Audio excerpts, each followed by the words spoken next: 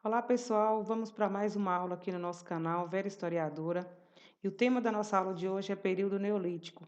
Lembrando que o conteúdo desta aula se encontra na segunda semana do PET volume 2, Plano de Estudo Tutorado. Vejamos então sobre o período neolítico. No período que se estendeu entre 40 a 12 mil anos atrás, houve um grande avanço nas técnicas de fabricação de instrumentos. Então, os grupos humanos também aprimoraram o uso do osso, o uso da madeira e do marfim para poder fabricar alguns instrumentos, como arpões, lanças, pontas, garfos e agulhas com furos. Então, com esses novos objetos, os primeiros grupos humanos, então, puderam desenvolver a pesca, construir abrigos, mesmo que artificiais, organizar caçadas coletivas de grandes manadas. Então, esse período ele ficou conhecido como período neolítico. Ele ficou conhecido como período neolítico ou idade da pedra polida ou da nova pedra. Então, esse período histórico, conhecido como neolítico, ele se caracteriza pela descoberta da agricultura, que foi tão importante quanto a descoberta do fogo, se caracteriza também pela sedentarização e pela fabricação de novos instrumentos de pedra polida. Então, os grupos humanos, eles deixam de ser nômades e passam a ser sedentários.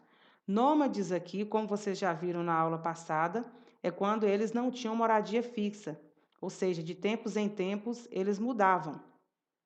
Só que aqui nesse período conhecido como Neolítico, os primeiros grupos humanos deixam de ser nômades e passam a ser sedentários, ou seja, passaram a fixar-se em um único lugar.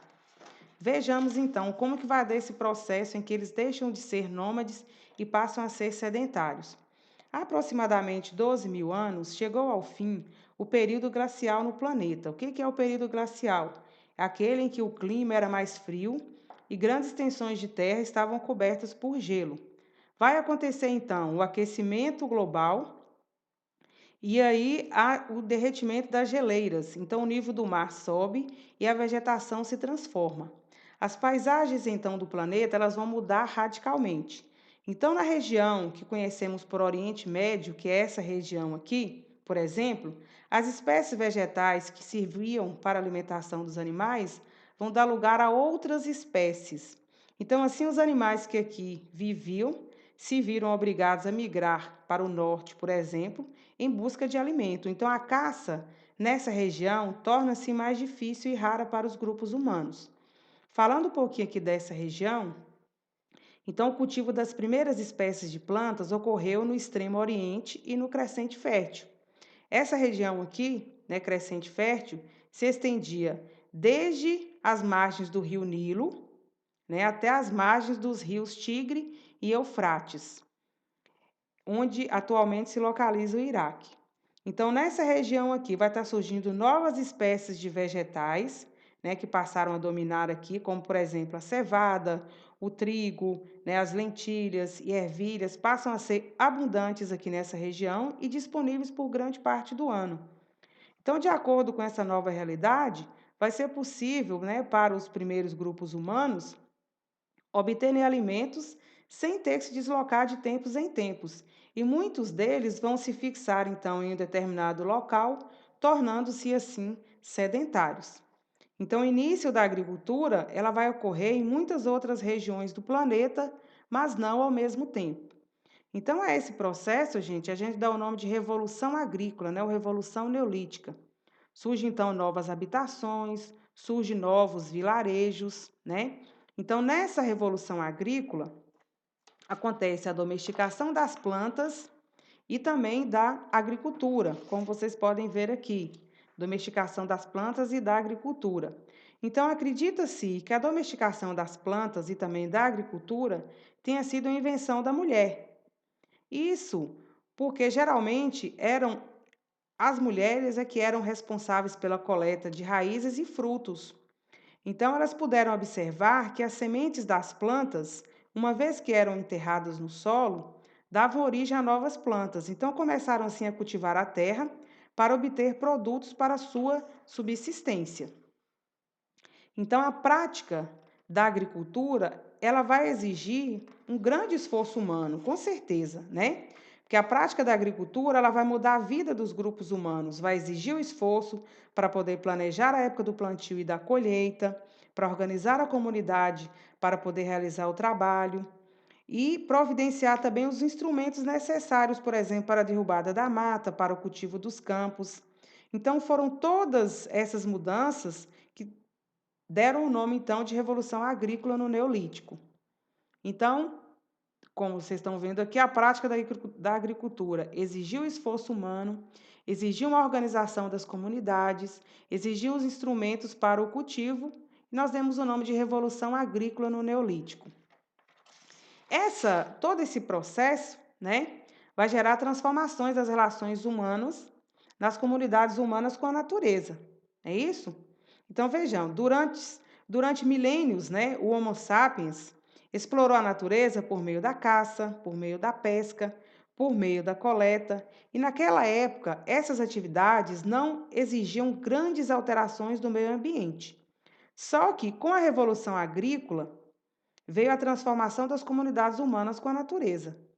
Então, inicialmente, por exemplo, as hortas próximas às moradias e o cultivo em áreas alagadas pelos rios complementavam os alimentos obtidos por meio da caça e por meio da coleta. Só que os seres humanos começaram então a derrubar. Então vai gerar o quê? O desmatamento. Eles começaram a derrubar e a queimar florestas para poder usar as áreas enriquecidas com minerais nutritivos, por exemplo, com as cinzas. Então começa esse chamado desmatamento, as queimadas. Outro fator também, o aumento da produção agrícola resultou no crescimento populacional, que exigiu o quê? A subdivisão das aldeias e a expansão da agricultura para novas áreas arborizadas. Então, entre 10.000 e 5.000 anos atrás, o sistema neolítico de cultivo de corte e queimada se estendeu progressivamente para a maior parte das florestas do planeta, levando ao desmatamento de várias regiões. Como vocês podem observar aqui nessa imagem, é um trecho desmatado na floresta amazônica. Então, ainda que desde o período neolítico os seres humanos tenham realizado alterações na natureza, nos últimos séculos essas ações aumentaram muito, colocando em risco a existência de várias espécies vegetais e animais no planeta. Trouxe aqui para vocês também outra imagem que mostra queimadas na Amazônia. Outra imagem aqui também de queimadas na Amazônia que coloca em risco a vida de várias espécies, né? Tanto na fauna quanto na flora, ok?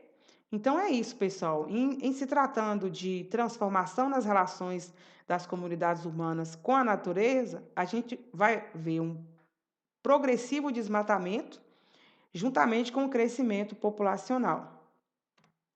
Falando um pouquinho aqui da arte, então, no período conhecido como Neolítico, a gente está vendo aqui os objetos de cerâmica. A maior parte dos primeiros povos agrícolas também desenvolveu a fabricação de cerâmica, que é a técnica que transforma a argila em um material duro e resistente, né, próprio para a produção de alimentos. Então, os estudiosos eles não sabem ao certo quando a cerâmica foi inventada. Um dos artefatos mais antigos que se tem notícia é uma estatueta encontrada na Europa Oriental, datada de 26.000 anos atrás, ainda no Paleolítico.